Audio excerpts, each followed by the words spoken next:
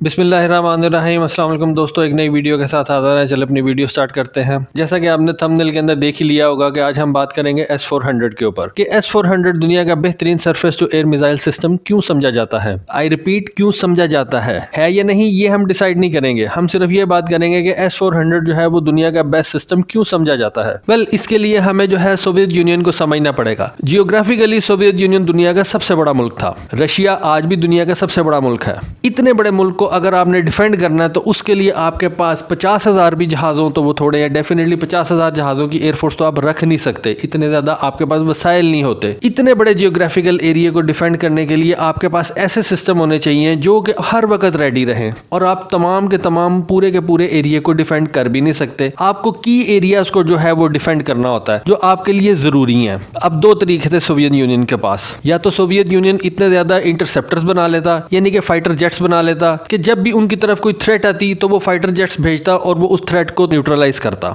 दूसरा चीज ये थी कि सोवियत यूनियन जो है किसी एक एरिया के अंदर सरफेस टू एयर मिसाइल रख देता और जमीन के ऊपर कुछ ऐसे अपने बंदे बैठा देता जो कि उस सरफेस टू एयर मिसाइल को ऑपरेट करें और एक खास एरिया को जो है वो सिक्योर करें। कोल्ड वॉर के दौरान अमेरिका और सोवियत यूनियन ने दो अलग-अलग पाथ जो थे वो यूज किए। अमेरिकन पाथ ये था कि उसने ज्यादा फाइटर जेट्स बनाए। सोवियत यूनियन ने वो रास्ता इख्तियार किया जिसके अंदर उसने ज्यादा से ज्यादा सरफेस टू एयर मिसाइल्स बनाए। रीजन क्या थी? देखिए, अमेरिका का जो मेन लैंड है उसको बहुत ज्यादा खतरा नहीं है, इमीडिएट खतरा नहीं है। उसके एक तरफ कनाडा है, दूसरी तरफ उसके मैक्सिको है, वो भी हॉस्टाइल नहीं है, या उसके पास इतने वसाइल नहीं है कि वो अमेरिका को जो है थ्रेट कर सके। जबकि दूसरी तरफ आप सोवियत यूनियन को देखें, सोवियत यूनियन के दूसरी तरफ जो है वो यूरोप बैठा हुआ था। यूरोप के अंदर अमेरिकन फोर्सेस थी, नेटो की फोर्सेस थी, इवन वेस्ट जर्मनी के अंदर जो उस वक्त वेस्ट जर्मनी था वहां पे अमेरिकन फोर्सेस थी, अमेरिका के अड्डे थे वहां पे। पूरे के पूरे यूरोप से सोवियत यूनियन को थ्रेट थी। इस वजह से जो रिस्पॉन्स टाइम था, अब देखिए जहाज ने जब डिफेंड करना होता है, सपोज मैं आपको एक मिसाल देता हूं, आप समझ जाएंगे। आपके मुल्क की तरफ जो है वो दुश्मन के जहाज आ रहे हैं। एयर डिफेंस अलर्ट से तो आप सारे वाकिफ होंगे। एयर डिफेंस अलर्ट के अंदर सायरन बजता है, आपके पायलट्स जो है वो उठते हैं, भागते हैं, कॉकपिट के अंदर जाके बैठते हैं और अपना जहाज लेके जो है वो हवा के अंदर फ्लाई कर जाते हैं। अब एयर डिफेंस अलर्ट के पायलट्स को अपना जहाज हवा में लेके जाने के लिए कुछ वक्त दरकार है। ये वक्त जो है ये 6 मिनट भी हो सकता है, ये 5 मिनट भी हो सकता है, ये 4 मिनट भी हो सकता है। ये कोई भी एयरफोर्स नहीं बताएगी कि हम कितना वक्त लेते हैं अपने जहाजों को हवा में लेके जाने के लिए। एग्जैक्ट टाइम कोई एयरफोर्स नहीं बताएगी, लेकिन टाइम लगता है। जबकि दूसरी तरफ अगर आप देखें, सरफेस टू एयर मिसाइल्स हैं। आपको पता लगा कि भाई कोई थ्रेट आपकी तरफ आ रही है। सरफेस टू एयर मिसाइल का जो रेडार होता है वो हर वक्त स्कैन पे लगा होता है। आपके रेडार ने स्कैन किया कि कोई थ्रेट आपकी तरफ आ रही है, जो ऑपरेटर उस रेडार के ऊपर उस वक्त बैठा हुआ है वो अपने दूसरे साथियों को अलर्ट करेगा और उसके बाद जो है वो मिसाइल को तैयार करेंगे। हो सकता है उसके अंदर 1 या 2 मिनट लगे, हो सकता है इससे भी कम टाइम लगे, और उसके बाद जैसे ही टारगेट जो है उस मिसाइल की रेंज में आएगा वो मिसाइल उसके ऊपर फायर कर देंगे। डेफिनेटली कम टाइम लगेगा। सोवियत यूनियन जो जियोग्राफिकली इतना बड़ा मुल्क था, उसको अपना दिफा करने के लिए ऐसे ही एक सिस्टम की जरूरत थी जिसका रिस्पॉन्स टाइम जो है वो बहुत ज्यादा कम हो, क्योंकि यूरोप उसके बहुत ज्यादा नजदीक था और वो इस बात का वेट नहीं कर सकते थे कि उसके पायलट जो है वो एयर डिफेंस अलर्ट वाले वहां से निकले और उसके बाद अपने जहाजों में बैठे, उसके बाद जहाज जो है वो रनवे के ऊपर दौड़ के जो है हवा में जाए और उसके बाद उसको टाइम लगे उस थ्रेट को रोकने के लिए। तो इतनी देर में जो है वो स्टैंड ऑफ वेपन के जरिए से उनका जो एनिमी है वो फायर कर दे और वो अपना जो की लोकेशन है या उसके ऊपर जो है वो जाके टारगेट को हिट कर जाए और रशिया का या सोवियत यूनियन का नुकसान हो जाए। इसकी वजह से उन्होंने अपने सोच के मुताबिक, अपने एरिया के मुताबिक, अपने माहौल के मुताबिक एक ऐसा सिस्टम बनाया जो कि था सरफेस टू एयर मिसाइल्स का। अब सोवियत यूनियन को सरफेस टू एयर मिसाइल्स में बहुत ज्यादा तजर्बा हासिल है। हम बात कर रहे हैं कि S-400 दुनिया का बेस्ट मिसाइल क्यों समझा जाता है। उसकी एक सिंपल रीजन है, क्योंकि सोवियत यूनियन का इस मामले में जो है वो बहुत ज्यादा एक्सपीरियंस है। सबसे पहले आप ये देखें कि 50s के अंदर सोवियत यूनियन ने S-75 बनाया।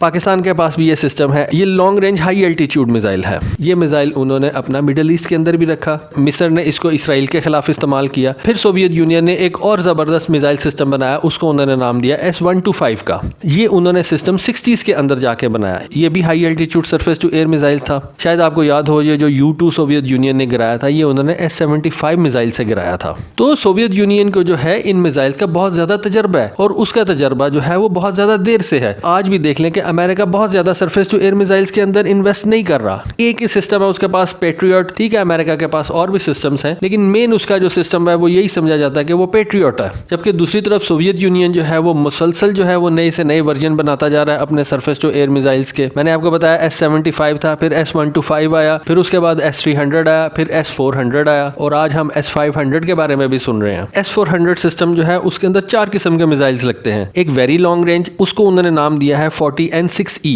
ये 400 किलोमीटर तक मार कर सकता है। उसके बाद एक लॉन्ग रेंज है 48N6, ये 250 किलोमीटर तक मार कर सकता है। उसके बाद एक मीडियम रेंज है 9M96E2, ये 120 किलोमीटर तक मार कर सकता है। उसके बाद एक शॉर्ट रेंज है, उसको नाम उन्होंने दिया है 9M96E, ये 40 किलोमीटर तक मार कर सकता है। अब ये 4 किस्म के मिसाइल जो है मिलके एक S-400 का हिस्सा है। S-400 कोई एक मिसाइल नहीं है, S-400 एक मिसाइल सिस्टम है जो कि 4 मुख्तलिफ लेयर्स को जो है वो कवर करता है। Very long range, medium range और शॉर्ट रेंज। बेसिकली ये जो रशियन नाम है ये बड़े अजीब किस्म के हैं। अब ये 40N6E, ये 48N6, 9M96E2, 9M96E, ये इस तरह के नाम रखते हैं बेसिकली। फिर S-400 सिस्टम के 4 मेन कंपोनेंट्स हैं। एक इसका बैटल मैनेजमेंट सिस्टम, उसको उन्होंने नाम दिया है 30K6E। इसके अंदर एक कमांड पोस्ट है और एक एक्विजिशन रेडार होता है। नंबर 2, उसके अंदर 6 फायर यूनिट्स होते हैं जिनको उन्होंने नाम दिया 98ZH6E, और उसके साथ साथ 12 उनके अंदर ट्रांसपोर्टर इरेक्टर लॉन्चर्स होते हैं जिनको टेल्स कहते हैं, यानी कि ये जो आपने टेल्स देखी हुई है जिनके ऊपर मिसाइल्स पड़े होते हैं। फिर हर टेल के ऊपर जो है 4-4 मिसाइल्स लगे होते हैं, 4 से ज्यादा भी लगे होते हैं। फिर इस सिस्टम के साथ एक लॉजिस्टिकल सपोर्ट सिस्टम भी होता है जो कि मिसाइल्स को स्टोर करता है और इक्विपमेंट मेंटेनेंस के लिए होता है। इसको उन्होंने नाम दिया 30TS6E। ये मुख्तलिफ किस्म के अजीब किस्म के रशियंस ने नाम रखे हुए हैं, लेकिन ये 4 मेन कंपोनेंट से मिलकर एक सिस्टम बनता है। अब आप ये देखें, ये सारे का सारा सिस्टम जो है ये सोवियत यूनियन या रशिया ने एक दिन में नहीं बना लिया। S-400 के पीछे एक बहुत बड़ी दास्तान है, और वो दास्तान ये है कि सोवियत यूनियन के पास तकरीबन 70 साल का तजर्बा है इन सरफेस टू एयर मिसाइल्स के साथ। मैं नहीं कहता कि ये सिस्टम जो है बिल्कुल इम्पेनिट्रेबल है, लेकिन सिंपल बात यह है कि ये एक अच्छा सिस्टम है।